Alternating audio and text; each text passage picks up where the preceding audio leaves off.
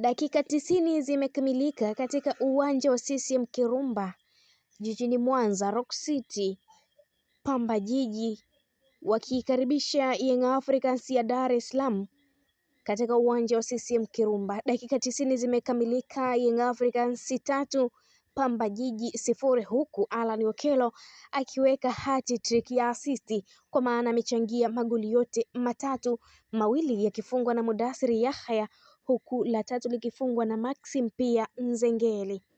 Alan Okello amecheza mechi bora sana dhidi ya Pamba Jiji leo. Alikuwa anawafikirisha sana walinzi na viungo wakabaji wa Pamba Jiji pasipo kupata majawabu dhidi ya maswali magumu kutoka kwa Alan Okello. Kocha Pedro Gonçalves leo alianza na Alan Okello kama namba 9 kivuli, force number 9. Hakuamua tu kufanya hivi, bali alimtumia Okello kwenye hii nafasi kutokana na ubora wake kiufundi na uelewa wake mkubwa wa kucheza katika nafasi, kwa maana ya position awareness.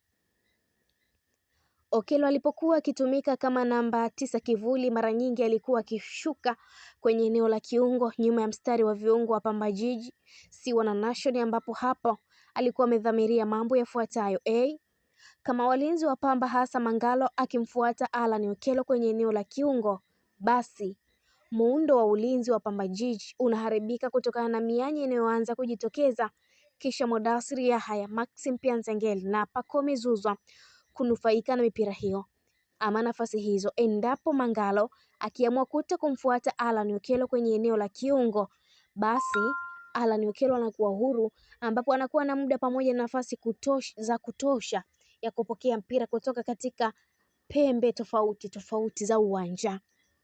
Unajua, majukumu ya namba 9 kivuli ni kufanya mikimbio ambayo itasaidia kuwafungua upinzani na kupatikana kwa maeneo yaliyokuwa wazi, kisha yakatumiwa na muhusika mwenyewe kama ilivyokuwa kwenye magoli mawili ya mwanzo, au nafasi ikatumiwa na wachezaji wenzie ndani ya uwanja. Mfano ni goli la Maxim pia Nzengeli.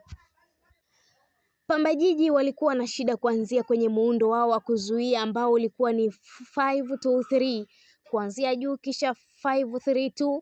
Walipokuwa kwenye mid block walishindwa kabisa kutengeneza balance nzuri kiulinzi, lakini pia walikuwa wanaacha nafasi kubwa sana katikati ya mistari ya ulinzi, ambapo iliwagharimu kwenye magoli yote matatu.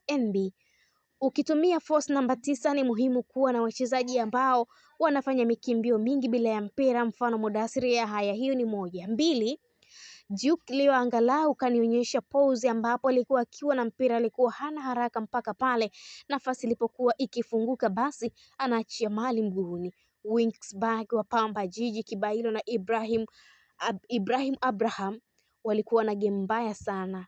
Mimi sio muumini sana wa mfumo wa 5-2-3 wala 5-3-2 bila ya mpira, hasa kama wachezaji wako hawana uelewa na udhibiti wa maeneo.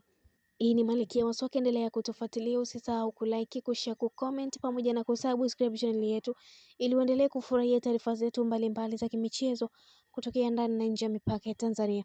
Nilikuendelea kusomea taarifa hii mimi Sport kulizi. Mpaka wakati mwingine, kwa heri.